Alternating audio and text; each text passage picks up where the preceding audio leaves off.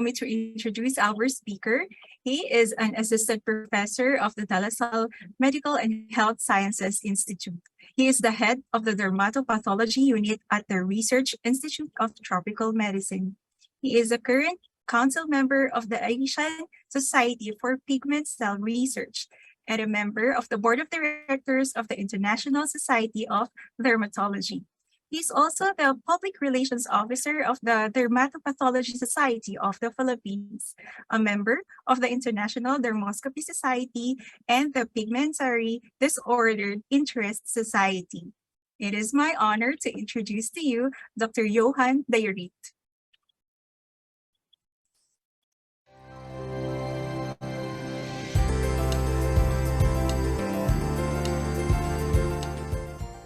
Good day, colleagues. I was given the task to lecture on the topic, latest trends and technology in the treatment of acne and closely related diseases. I lecture for the following companies, but I do not have any conflict of interest in this particular lecture. So for the outline of the lecture, first I'll discuss the trending topic, acne or rosacea, followed by a condition which is called rosacea fulminans. Thirdly, I will discuss the controversial topic, perioral dermatitis, which is a form of acneiform eruption, and until now we don't really know whether it's a form of an allergic reaction or a form of rosacea. And lastly, I'll share some insights on the new generation lasers for scar remodeling and for the treatment of post-acne and post-inflammatory erythema. So first, I'll discuss acne vulgaris and differentiate it from the closely related condition, rosacea. The comedone or the blackhead or the whitehead is the primary distinguishing feature of acne vulgaris. Then comedones may evolve into papules, pustules, nodules, and cysts. The patients usually have oily skin and affects adolescents and teenagers. Acne vulgaris is less common among adults and the elderly. The sites of predilection are usually the face, the neck, the chest, back, and the shoulders. These photos show acne vulgaris in two teenagers with predominance of comedones on the forehead and the cheeks, as well as few papules, pustules, and nodules. In other patients, especially those with fairer skin color, acne and rosacea may coexist, like in this case of a 16-year-old female with comedones, papules, pustules on the forehead and the cheeks. She also develops transient centrofacial redness on the sun exposure. So this case is a combination of acne vulgaris and rosacea. For the treatment of acne vulgaris, we usually follow the guidelines,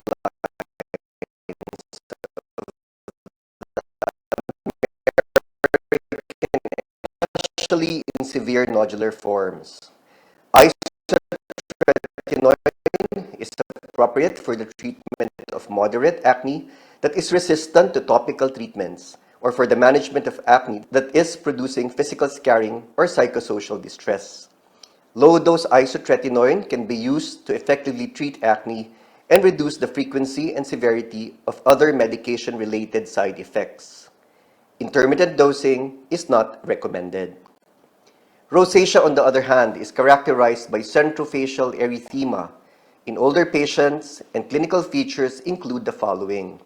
The primary features are flushing or transient erythema or redness, non-transient erythema, papules and pustules, and presence of telangiectasia, usually on the cheeks. The secondary features may include burning or stinging sensation, appearance of red plaques, dry appearance, edema or a puffy face, ocular manifestations, occurrence on extrafacial sites or in peripheral locations, and phymatous changes, which is characterized by enlargement of the oil glands. Unfortunately, even in the United States and other well-developed countries, 47% of rosacea sufferers hadn't heard of the condition before diagnosis, and 95% knew almost nothing about the warning signs. So rosacea is definitely not acne, and it's about time to debunk the myth that rosacea is a form of adult acne. The bumps and the pimples of rosacea can sometimes look like acne, but the conditions are not related. For many years, there has been an erroneous perception that rosacea is rare in brown skin or skin of color, and we have been made to believe that it occurs only in Caucasians with Northern European descent or Celtic descent. The reason is mainly because erythema or redness is difficult to detect in darker skin phototypes. Itching is also not a very high-level symptom, and there are overlapping features of rosacea and acne in younger patients. So in 2018, the National Rosacea Society proposed an updated standard classification based on phenotypes linked to our present understanding of the pathophysiology. So the classification is divided into diagnostic phenotypes in which only one is required to fulfill a diagnosis of rosacea. And this includes either number one, persistent centrofacial erythema, and number two, phyma or glandular enlargement. When there's enlargement of the nose, we call it rhinophyma, enlargement of the glabella, metaphyma, ear, otophyma, chin, phyma, and the infraorbital area, blepharophyma. For the major phenotypes, a combination of two features is usually required for diagnosis. The following are included: transient facial erythema, the presence of inflammatory papules and pustules, the presence of telangiectasia, and ocular manifestations or ocular features. For the secondary phenotypes, the following are considered: burning, erythema, edema, and dryness. This is an example of a phenotypic description of rosacea in a 42-year-old female, Filipina, and includes the following: 1. Persistent centrofacial erythema, flushing, telangiectasia, papules and pustules, erythema, edema, and dryness. This photo shows the different types of phymas in an adult and a teenager, showing enlargement of the glabella, which is called metaphyma, enlargement of the infraorbital area, which is called blepharophyma, enlargement of the nose, which is called rhinophyma, and enlargement of the chin, which is called natophyma. Rhinophyma in younger individuals usually manifest as bumps on the nose, which is called sebaceous hyperplasia. The goals of treatment are the following. Number one is to reduce papules and pustules, promote clearance of lesions, avoidance of concomitant post-inflammatory hyperpigmentation. Long-term suppression of erythema and inflammation are usually desired by both the dermatologist and patients, which is usually difficult. And we should set realistic expectations for the timeline of improvement during the course of the disease. It is also very important to educate patients about the chronicity of the skin condition and its long-term treatment. The following are the evidence-based topical treatments for rosacea and includes the following: brimonidine, metronidazole, and azelaic acid. However, my favorite is metronidazole cream or ointment and can be tolerated by a majority of Filipino patients. Well, basically, it's anti-inflammatory, antioxidant, antimicrobial. It also reduces erythema, local irritation, dryness, and stinging are some of the minor side effects. Improvement in inflammatory lesions is observed after 2 to 4 weeks of therapy, and maximum results are fully observed after 8 to 9 weeks of treatment. Current studies suggest that maintenance therapy with metronidazole is superior as compared to intermittent application or sudden discontinuation. For the inflammatory forms of rosacea, the oral tetracyclines such as minocycline, doxycycline, limecycline have been in the pipeline for a while.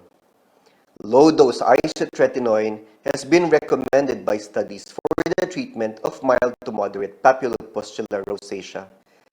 Very low-dose isotretinoin is also effective in treating severe rosacea and is slightly more effective than doxycycline in a fairly recently published Cochrane review. However, the use of isotretinoin in moderate to severe rosacea is still off-label. It is usually prescribed at a low dose of 0.25 to 0.30 milligrams per kilogram for 4 months with slow and progressive reduction. What's trending now is what is called isotretinoin microdosing, which is as low as 20 milligrams per week as mandatory maintenance treatment. Monitoring for the development of metabolic syndrome and assessment of pregnancy are still important. Perhaps the next question is, what is the role of isotretinoin in phimosis rosacea? Here are some of the updates. So there are no controlled and randomized studies on the use of oral isotretinoin in phimosis rosacea. It is an option to reduce rhinophyma for later surgical or laser procedures. By suppressing the sebaceous gland and decreasing sebogenesis, isotretinoin could delay the progression of the phyma when used in the prefibrotic phase, so in younger patients, but recurrence is usually observed after drug discontinuation. The Global Consensus Panel, or the Rosacea Consensus Panel, or called ROSCO, indicates isotretinoin as treatment in inflamed phyma in an early stage, so in younger patients, with a high degree of recommendation. The following are some cases of rosacea in my private practice treated with a combination of systemic medications, topical therapy, and lasers. So this is a 27-year-old female with papular and erythematotelangiectatic rosacea who was given low-dose isotretinoin 10 milligrams for 7 months, azithromycin 500 milligrams 3 times weekly for 4 weeks, with significant resolution of papules and pustules as well as edema and phyma. This is rosacea involving only the chin in a 28-year-old female who was given limecycline 300 milligrams for 2 weeks initially, then low-dose isotretinoin for 5 months, and topical metronidazole. This is a case of a pseudolymphomatosis type of rosacea in a 60-year-old Filipina who responded to the following medications: isotretinoin, oral azithromycin thrice weekly for 4 weeks, methylprednisolone 16 milligrams once a day for 7 days, and topical metronidazole cream. This is another elderly patient with a nodular type of rosacea who was given the same, so isotretinoin, azithromycin, short-term methylprednisolone, and long-term topical metronidazole cream. This is a 27-year-old male with papulopustular rosacea involving the cheeks and the chin, and a 50-year-old male with repeated bouts of inflammatory rosacea with visible scarring who developed a flare recently and was given isotretinoin, azithromycin, and azelaic acid cream.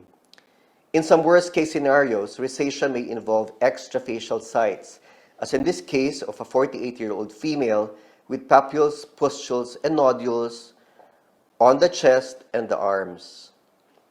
And she responded well to a treatment with low-dose isotretinoin, azithromycin, and topical metronidazole cream. Now we move forward to rosacea fulminans, which is basically rosacea which has gone haywire or out of control. Also known as pyoderma faciale o'Leary, this is characterized by papulopustules and coalescent purplish nodules, as well as abscesses, which form confluent fistulae that drain a serous or seropurulent discharge.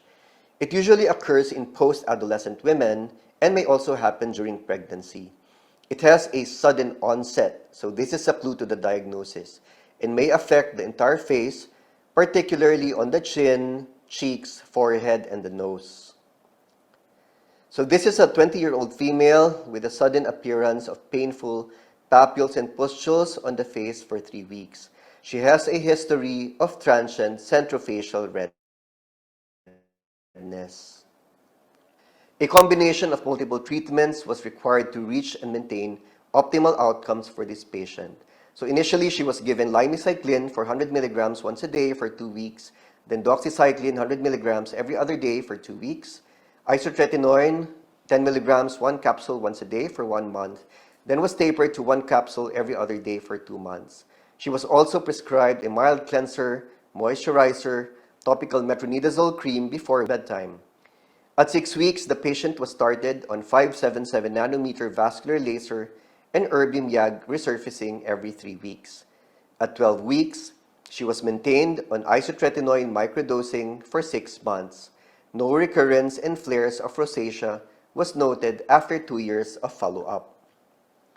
So this was the patient after 2 weeks of limecycline, after 2 weeks of limecycline and 2 weeks doxycycline, in which I already initiated low-dose isotretinoin. So this is the patient after isotretinoin microdosing for 1 year and after multiple sessions of erbium YAG, scar resurfacing laser, and a 577 nanometer vascular laser.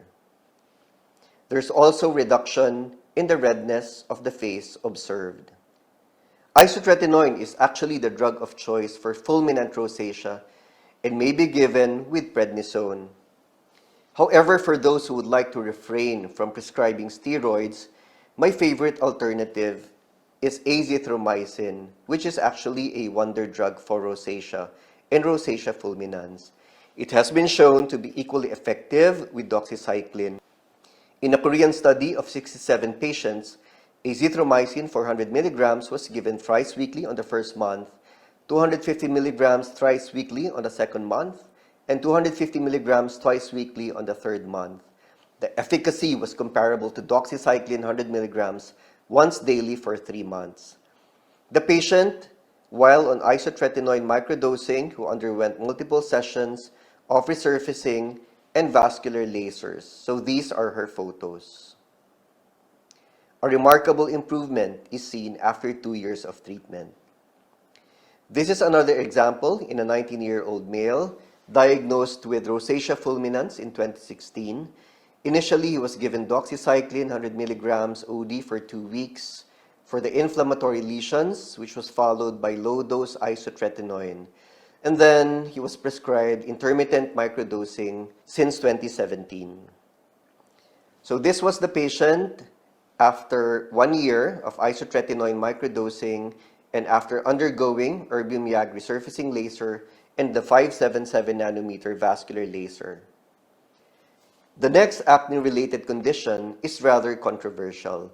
It is called perioral dermatitis and consists of the following features. So usually the patients are affected by groups of small papules and pustules, occasionally scaly in appearance. There's usually underlying redness or erythema. There's no telangiectasia, no flushing or blushing. It usually affects women aged 18 to 50, and the eruption usually occurs around the mouth and spares the vermilion border. These are the treatment options for perioral dermatitis. So for topical treatments, metronidazole, erythromycin, and pimecrolimus have a grade A level of recommendation. For the systemic treatments, tetracycline has also a grade level of recommendation. For some dermatologists, they don't prescribe anything. So this is called zero therapy, and it seems to be effective too. Other options include isotretinoin, doxycycline, erythromycin, and minocycline. So what happens when the first lines of treatment fail? So the drug of choice is usually isotretinoin at zero generation vascular lasers such as the 577 and the 595 lasers are also excellent options. So this is a 28-year-old female with perioral dermatitis treated with a combination of loratadine and oral betamethasone, topical tacrolimus. Then the patient was shifted to limecycline, low-dose isotretinoin, and metronidazole cream for 4 weeks. This is another patient who was given initially loratadine and betamethasone, topical tacrolimus, limecycline, low-dose oral isotretinoin, and metronidazole cream. Now moving forward to the last topic, which are basically lasers for scar remodeling and post-inflammatory erythema. For acne and rosacea scarring, I usually recommend treatments with a combination of newer generation ablative lasers, such as the erbium YAG laser and the vascular lasers. This picture shows one of my trainings on lasers in Jena in Germany, which is near one of the monuments of Dr. Jose Rizal in Heidelberg. A combination of fractional and ablative procedures is usually employed in acne scar remodeling. So this is just the third step of acne scar remodeling by spot ablation. So I usually employ what is called the flowering technique on box scars after fractional laser treatment. And these are just some before and after photos post-acne scar remodeling. I use the newer generation vascular lasers for the correction of post-acne and rosacea erythema. The specific wavelength targets both hemoglobin, responsible for the red color, and melanin pigments, which is responsible for the post-inflammatory hyperpigmentation. This is a recent study done in Thailand on the efficacy and safety of the 577 nanometer laser to treat post-acne erythema. The following are before and after photos of patients who underwent multiple treatments with the vascular laser. I also use this particular laser to control severe flares of rosacea. So this is a case of papular rosacea treated with multiple sessions of the 577 nanometer vascular laser. And this is also a case of papulopustular rosacea treated with more than 10 monthly sessions of the 577 nanometer vascular laser. Interestingly, the 577 nanometer laser and other newer generation lasers can also be used for rejuvenation of the aging skin and pre-rejuvenation in younger individuals. The following are my take-home messages. So acne is different from rosacea and other related diseases, and a correct diagnosis is mandatory for proper treatment. A combination of systemic and topical therapy is usually recommended, especially in the more severe forms of acne and rosacea. The younger age group shows better response to treatment, and acne scarring can now be prevented.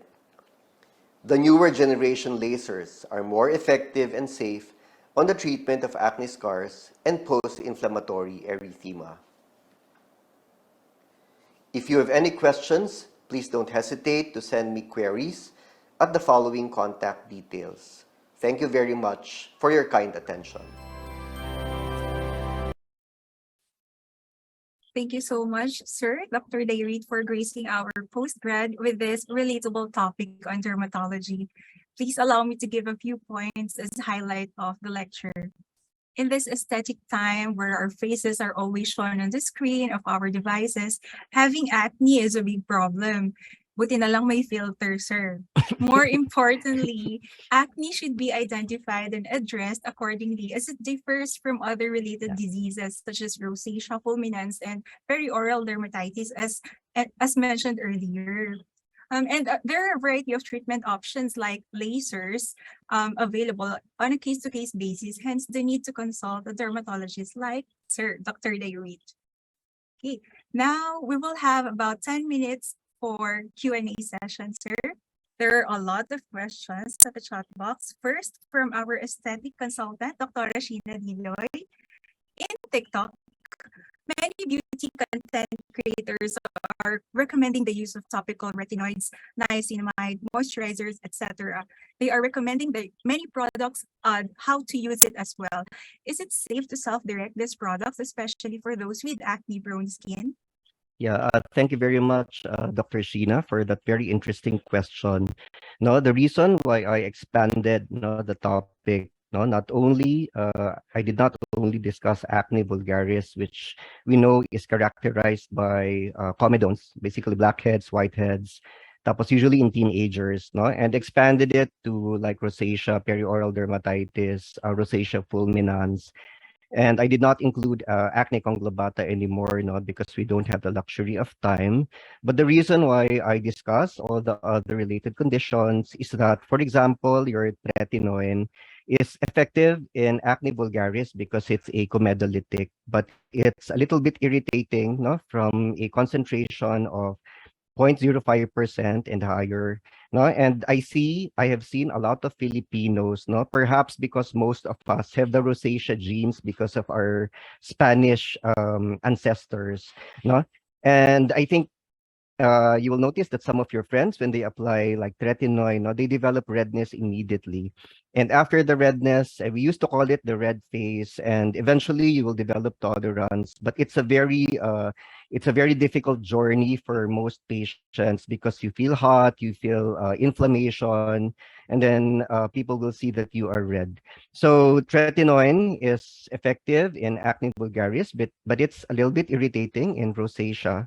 And I would rather prescribe a systemic treatment for rosacea like oral isotretinoin rather than using topical tretinoin.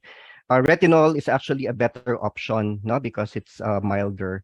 For niacinamide, it's also ineffective. Its safety and efficacy has been established already.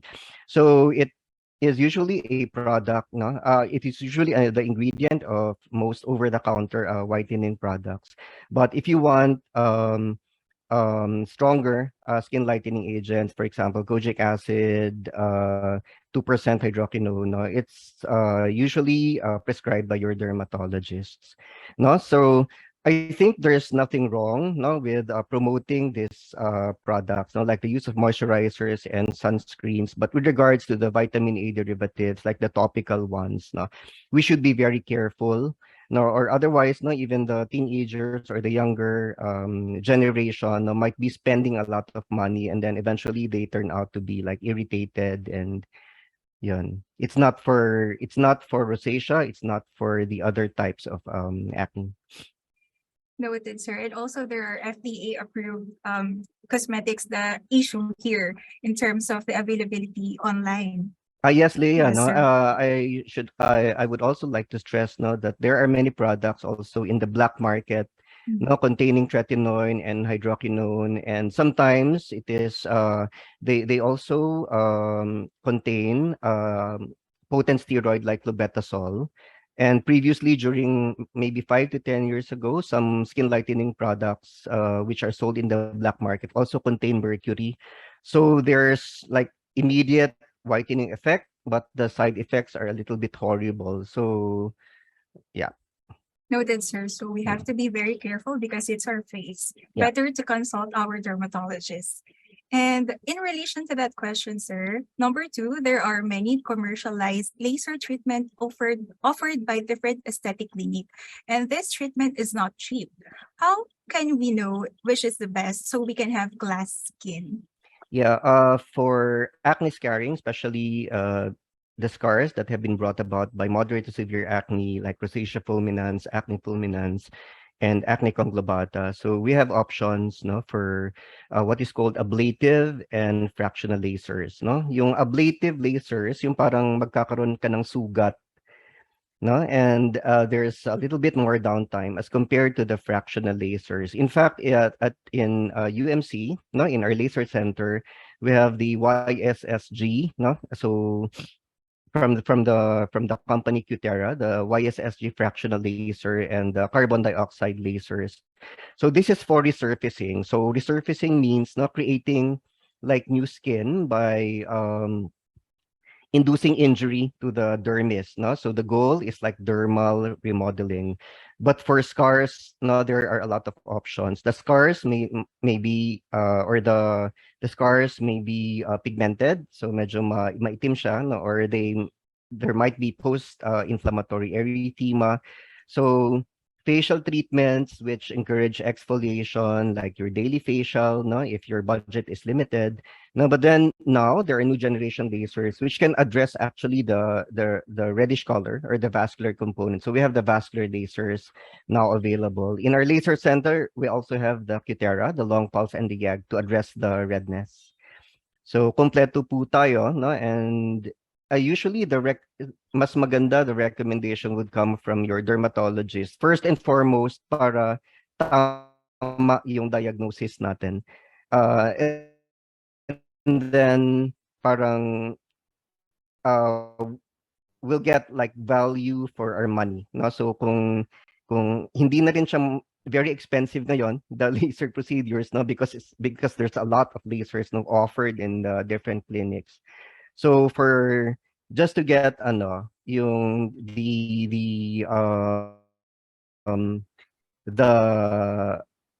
the improvement that you want and not having to spend so much money, you have to consult an expert, no? You have to consult Noted, your sir. Since we have dermatologist. a lot Yeah. of residents here, fellows, and some clerks and interns in the house, we should consult our dermatologist and maybe get a trip to the derma center and try our lasers there. Okay, thank you very much, sir. Now let us go to the oral treatments of acne and other related diseases. First question, sir. How long can you take isotretinoin as microdosing? Can you take can you take it indefinitely to prevent relapse? Yeah.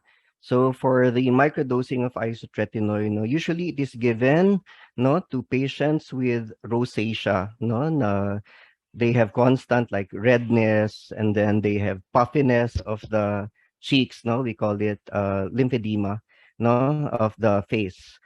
And minsan kasi whenever they get, for example, they get exposed to the sun, no, they develop redness immediately. So this is used to control redness and to prevent also enlargement of the glands, no, yung sinasabi ko kanina, rhinophyma, enlargement of the nose, glabella, the chin. So it can be used as a prevention. And as long as, for example, wala nang plano na mag-pregnant yung patient natin, so you can give it for a long period of time.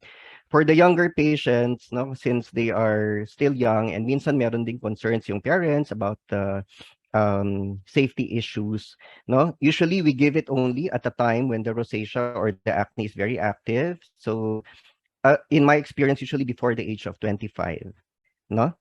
Unless medyo stressful yung buhay natin, like yung iba who are studying like law or medicine or medical residents and fellows na mapapansin mo walang katapusan yung breakouts, no? Sometimes we can give it no during the time that they are training, but when they are consultants already, no, tapos usually I stop. But please take note that low dose isotretinoin is just 20 milligrams a week, and isotretinoin is a vitamin A derivative. In contrast to the regular dose, which is being given, especially in the US, no, kasi the medicine is shouldered by healthcare. The dose is 1 milligram per kilogram per day. So if you are if your weight is 50 kilos, so you're being given 50 milligrams a day, so that's 5 capsules a day, and it causes all the side effects like severe dryness, elevation of liver enzymes, and eventually metabolic syndrome. Noted, sir. Parang marami pong nakarelate dun sa forever stress. Yeah. And sabi po ni Dr. Radina, stress din daw po ang mga consultants. Okay. Next question, sir. Are there acne conditions refractory to oral isotretinoin and doxycycline or limicycline? In that case, what treatment options can we offer? Yeah, that's a very good question, kasi I wasn't able to include acne conglobata, which is an entirely different topic. Yung acne conglobata is characterized by nodules and cysts. The problem is, no, years before, when I was still a resident in training, usually we used to call them nodulocystic acne. But now, acne conglobata is associated with other conditions, no, like folliculitis decalvans. Folliculitis decalvans, yung walang katapusan na pustules sa nape, and then nodules and draining sinuses also on the axilla and the groin. So, ibig sabihin, yung acne conglobata can be mild. It's usually responsive to isotretinoin, no? And for like flare-ups, you can give like oral antibiotics such as doxycycline or azithromycin. However, that was a very good question actually, no? Kasi for moderate to severe acne conglobata with other manifestations of like hidradenitis, suppurativa, and folliculitis decalvans, minsan it doesn't hindi niya kayang i-control. No? Right now, the drug of choice is clindamycin, 300 milligrams twice a day for 6 to 12 weeks, in combination with rifampicin, 300 milligrams also BID for 6 to 12 weeks. So sabay sila until mawalan ng discharge, because they believe that both antimicrobials are not only like antibiotics and has a broad spectrum, no? Um, and are broad spectrum, but also because they are anti-inflammatory. So basically, that's a drug of choice for moderate to severe. Pero if hindi pa rin mo control, no? So sometimes we can give the patients oral steroids, but syempre now we're trying to avoid it. Cyclosporine also is an option. And more recently, no, I just came back from the EAD. They're talking about biologics na for hidradenitis suppurativa and very severe acne conglobata. So the bottom line, Anne, is that the diagnosis should be very precise when dealing with our patients. Kasi yung success ng treatment would depend on the diagnosis and the severity, no, whether it's mild, moderate to severe, whether topicals lang or systemic treatment or a combination of both. Noted, sir. Yeah. Still, we can offer some antibiotics like clindamycin and rifampicin. In relation to that, sir, we have another question here. What is the risk of developing antibiotic resistance from multiple antibiotic use for dermatologic problems as discussed? Yeah. So yan yung laging issue, no, not only locally but also abroad, no? Especially with kasi now we find azithromycin as a wonder drug, no? And now we it like once a day, very convenient for 3 to 5 days only. But then eventually there's an issue, no, of antibiotic resistance. So I think by the time baka meron ng bagong antibiotics na available. Pero I think, no,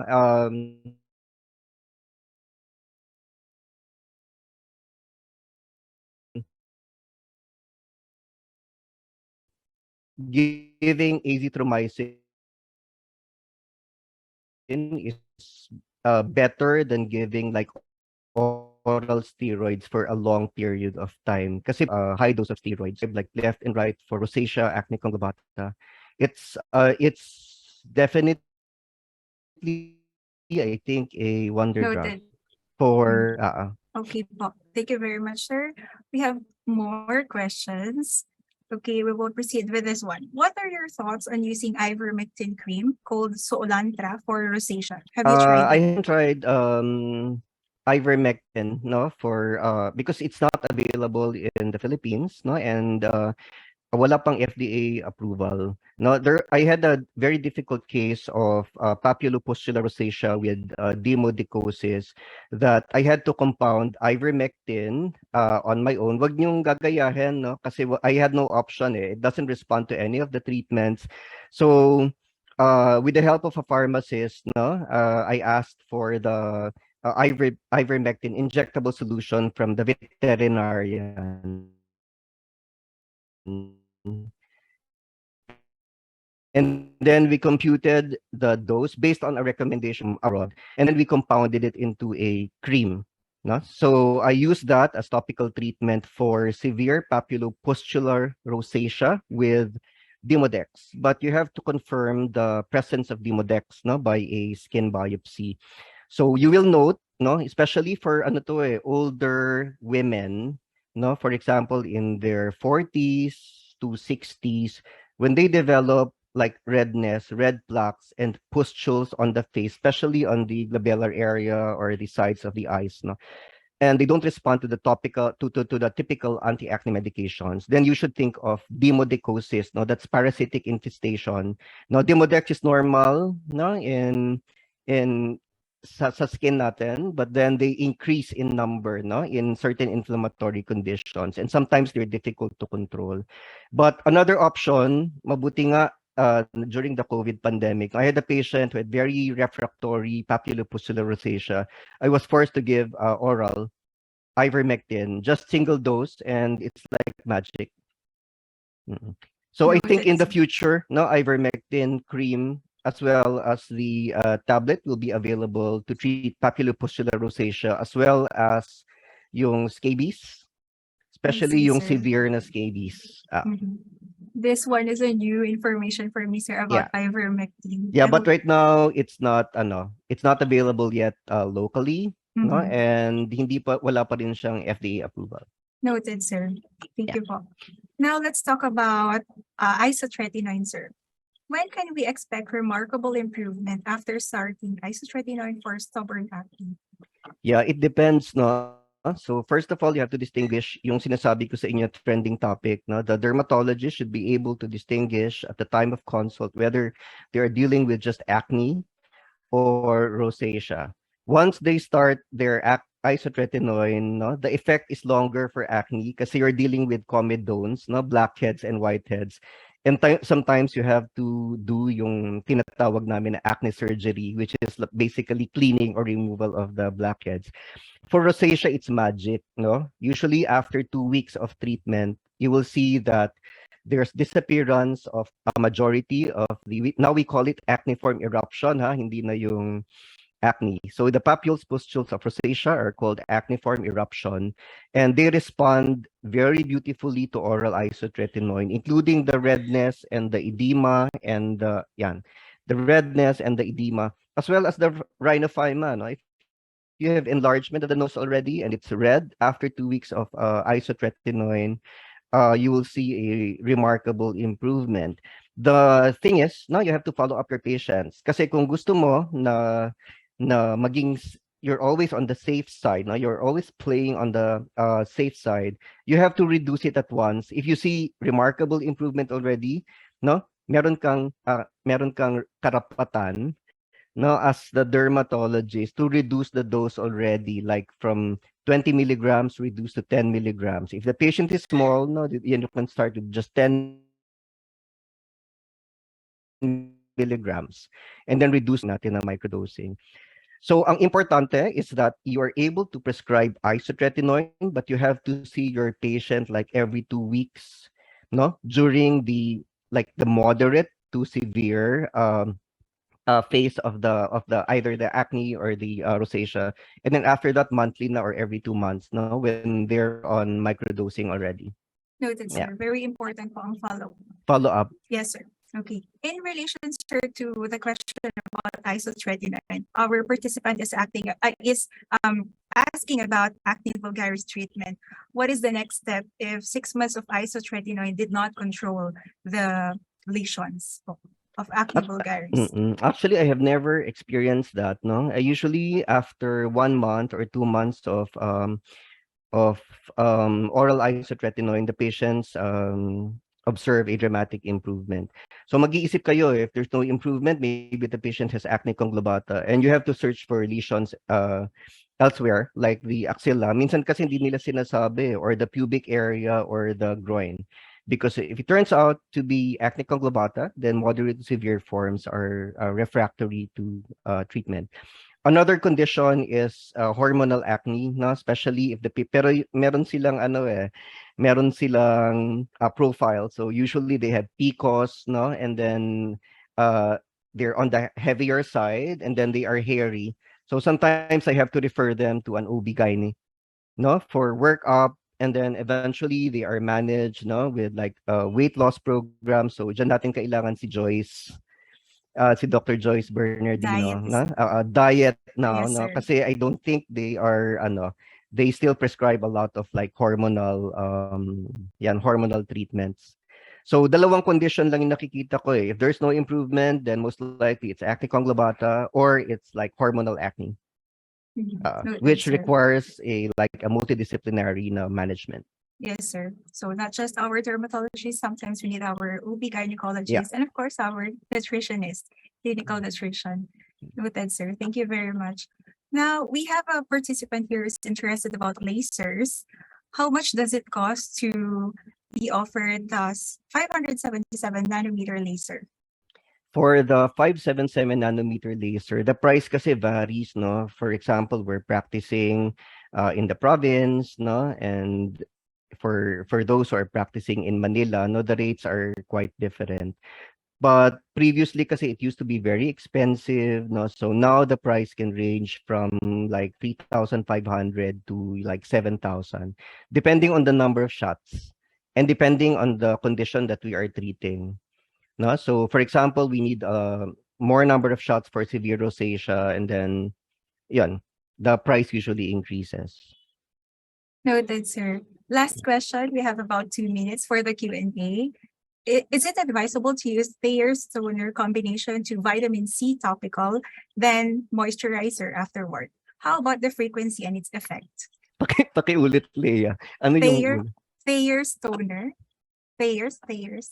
TH Toner, toner, and sir. then with And then vitamin C, vitamin C, topical, topical and then vitamin C. moisturizer afterward. And then, yeah, if Ha, you don't have acne or rosacea, no, the toner kasi is soothing. And then yung vitamin C is, as we all know, it's an antioxidant. No, it's also a whitening agent. What's one of the ingredients for whitening. And then, of course, moisturizers, no, to prevent lang transepidermal water loss. No, but for vitamin C, no, dun sa, I think, mag-agree si Joyce with me, it's better to like take your regular dose of vitamin C from your fruits and then from the diet, from fruits and vegetables. No, makakatulong yung serum, but then very important kasi is the like healthy diet. noted, sir. Thank you very much po. I guess we've covered everything. And if there are some questions, we have one more question, sir, here. Let's just come in. Is it advisable to use tea tree extract oil mixed with different creams on the skin? Tea tree oil kasi, no, it has a history, no, of having anti-acne properties. In fact, when I was a resident, that was my research, but basically for anti-inflammatory, no, and to prevent yung insect bites, no. Tea tree, Melaleuca cornifolia, Melaleuca, no? So meron siya talagang anti-acne na property. So it comes in different forms, no? There's like tea tree soap, there's tea tree toner, there's the tea tree serum for spot treatment. So I think it's effective. No, when I was an intern and I developed acne, that's the facial wash prescribed to me by my dermatologist, no, back then. No, I think it's effective. No, kasi kung ayaw natin gumamit, if we're more on the organic side, no, we can always settle for yung mga organic na ingredients like tea tree and all the others. Mas maganda lang kasi may evidence, no? Meron ng study na nagawa. Yeah. No. So I think in Lasal, no, we're always evidence-based. Yes, sir. Evidence-based medicine. Yeah. Thank you very much, sir. We learned a lot, and this is really a very interesting topic. If there are more questions from our participants, we will gladly answer them at the chat box in our main plenary session. Yeah. Okay. Thank you very much, Leah. Thank you, sir. On behalf of the De La Salle Department of Internal Medicine, thank you, sir, Dr. Darid, for sharing your knowledge and expertise with us. Thanks. To our participants, kindly accomplish the evaluation form at the end of today's session. We will post the link later in our chat box. Thank you very much for joining this breakout room session. You may now go back to the main room for our last plenary by clicking the link posted in the chat box. But before that, let's have a short break and visit our virtual booths for the raffle entry.